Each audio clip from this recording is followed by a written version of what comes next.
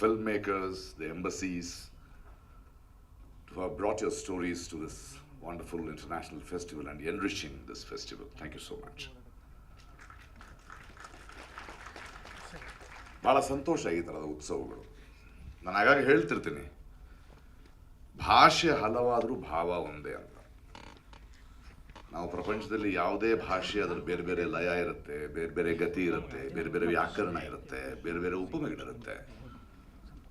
ಆದರೆ ಪ್ರಪಂಚದ ಯಾವ ಭಾಷೆಯನ್ನು ನಾವು ಅಗದರೂ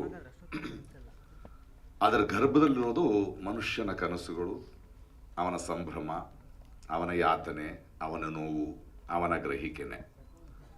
ಸೊ ಭಾಷೆ ಹಲವಾದರೂ ಭಾವ ಒಂದೇ. ಈ ಮನುಷ್ಯನ ಈ ವಿಕಾಸದ ಪ್ರಕ್ರಿಯೆಯಲ್ಲಿ ನನಗೆ ಸಿನಿಮಾ ಮನುಷ್ಯ ಕಂಡುಕೊಂಡ ಹೊಸ ಭಾಷೆ. ಅದು ತಂತ್ರ ಅಂತ ನಾನು ಹೇಳೋದಿಲ್ಲ, ಅದೊಂದು ಭಾಷೆ. ಅದು ಮೌನ ಭಾಷೆಯಲ್ಲೂ ಸಿನಿಮಾ ಆಗುತ್ತೆ, ಬೇರೆ ಬೇರೆ ಥರದ ಸಿನಿಮಾಗಳಾಗ್ತಾ ಹೋಗುತ್ತೆ, ಬರೀ ಮ್ಯೂಸಿಕಲ್ ಆಗ್ತಾ ಹೋಗುತ್ತೆ. ಬಟ್ ಪ್ರಪಂಚದ ಯಾವ ಸಿನಿಮಾಗಳನ್ನು ನೋಡಿದ್ರು ಅದು ತನ್ನ ಸಮಾಜದ ಮನುಷ್ಯನ ಸಂತೋಷವನ್ನು, ಸಂಭ್ರಮವನ್ನು, ಅವನ ಸಂಸ್ಕೃತಿಯನ್ನು, ಅವನ ನೋವನ್ನು, ಅವನ ಅಳಲನ್ನು, ಅವನ ಪ್ರತಿರೋಧವನ್ನು ದಾಖಲಿಸ್ತಾ ಹೋಗುತ್ತೆ.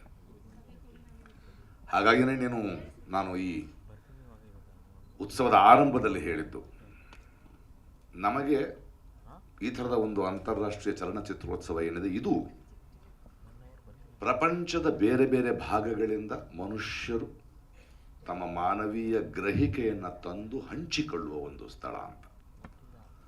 ಹಾಗಾಗಿ ನಾವು ಇದನ್ನು ಇದು ಬೇಡ ಅದು ಬೇಡ ಅನ್ನೋ ಹಕ್ಕಿಲ್ಲ ನಮಗೆ. ಯಾಕಂದರೆ ಪ್ರಪಂಚದ ಪ್ರತಿಯೊಬ್ಬ ಕಲಾವಿದ ಅವನವನ ದೇಶಕ್ಕಾದ ನೋವನ್ನು ಹೇಳ್ತಾ ಹೋಗ್ತಾನೆ.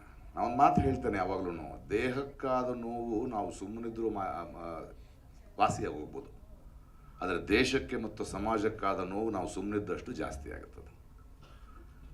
ಹಾಗಾಗಬಾರ್ದು ಅನ್ನೋ ಕಾರಣಕ್ಕೇ ಪ್ರತಿಯೊಬ್ಬ ಕಲಾವಿದರು, ತಂತ್ರಜ್ಞರು, ಬರಹಗಾರರು, ಕವಿಗಳು, ನಟರು ಆಯಾ ಕಾಲಕ್ಕೆ ಅವತ್ತಿನ ಸಮಾಜದ ಆಗುಣ ದಾಖಲಿಸ್ತಾ ಹೋಗ್ತಾರೆ. ಅದನ್ನು ತಂದು ನಾವೆಲ್ಲರೂ ಕುಳಿತು ನೋಡುವುದು.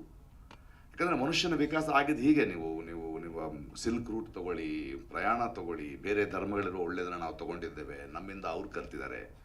ಬೇರೆ ಭಾಷೆಗಳಿಂದ, ಬೇರೆ ಉಡುಗೆ ತೊಡುಗಳಿಂದ ಬೇರೆ ತರಕಾರಿಗಳು ಬಂದಿವೆ, ಬೇರೆ ಉಣವುಗಳು ಬಂದಿದೆ.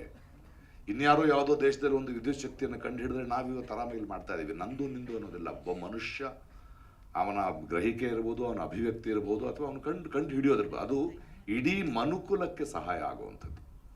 ಹೀಗಾಗಿಯೇ ಈ ಥರದ ಉತ್ಸವಗಳು ಮತ್ತು ಎಲ್ಲರೂ ಸಾಂಸ್ಕೃತಿಕವಾಗಿ ಸೇರೋದು, ಹಂಚ್ಕೊಳ್ಳೋದು, ಒಬ್ಬರಿಂದ ಇನ್ನೊಬ್ಬರು ಕಲಿಯೋದು, ಒಬ್ಬರ ನೋವನ್ನು ಇನ್ನೊಬ್ಬರು ನಿವಾರಿಸೋದು, ಕಣ್ಣೀರನ್ನು ಒರೆಸೋದು ನಮ್ಮ ಕೆಲಸ ಆಗಿದೆ. ಆ ಒಂದು ನಿಟ್ಟಿನಲ್ಲಿ 17ನೆಯ ಈ ಬೆಂಗಳೂರು ಉತ್ಸವ, ಬಹಳ ದೊಡ್ಡ ಸಂಖ್ಯೆಯ ಸಿನಿಮಾಗಳು, ವಂಡರ್ಫುಲ್ ಫಿಲ್ಮ್ ಮೇಕರ್ಸ್, ಬೇರೆ ಬೇರೆ ಜನರು ಎಲ್ಲ ಬಂದಿದ್ದೀರಿ.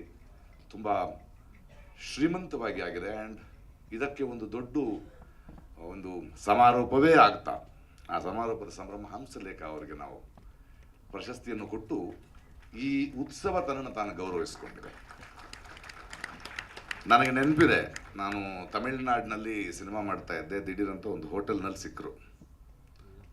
ಅಲ್ಲಿ ಕೂಡ ಕನ್ನಡದ ಪ್ರಕಾಶ್ ರೈ, ಕನ್ನಡದ ಬಾವುಟ ನೀವು ಆಗಲೇ ಹಾರ್ಸಕ್ಕೆ ಶುರು ಮಾಡಿದ್ದೀವಿ, ನಾವು ಬರ್ತಾ ಇದ್ದೀವಿ ಹಾರ್ಸಕ್ಕೆ ಅಂತ ನೆನಪಿದೆ ನನಗೆ. ಅಂದರೆ ಎಲ್ಲೇ ನೋಡಿದ್ರು ನಮ್ಮ ಕನ್ನಡದವನು, ನಮ್ಮ ಪ್ರತಿಭೆ ಅನ್ನೋ ಪ್ರೀತಿ ಆ ಅಪ್ಪುಗೆ. ಅವರೊಂದು ಸಿನಿಮಾ ಮಾಡಿದೆ ನಾನು ನನ್ನ ಕನಸು ಅಂತ.